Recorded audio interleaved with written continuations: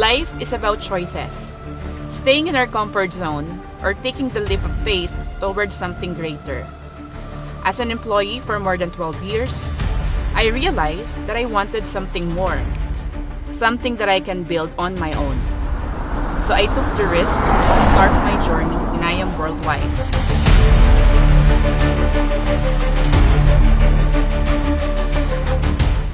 Hindi siya madali, walang kasiguraduhan, maraming doubts, at maraming challenges.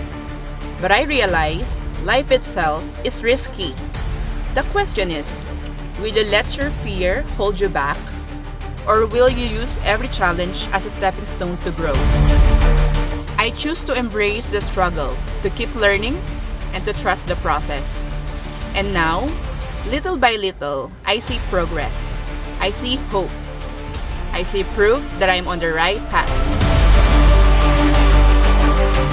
Success doesn't happen overnight, but as long as I keep moving forward, I know that I'm getting closer to my dreams. Kaya nga kung may pangarap ka, just start. Kahit mahirap, kahit challenging, ang mahalaga, kumilos ka na ngayon. Hindi kailangan perfect ang simula mo.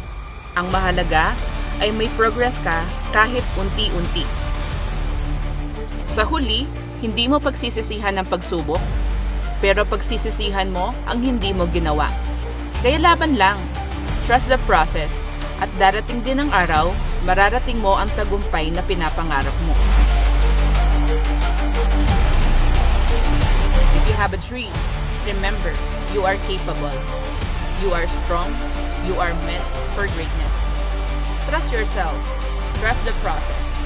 And most of all, trust that every effort you put in today will pay off in the future. Keep going. Keep believing. The best is yet to come.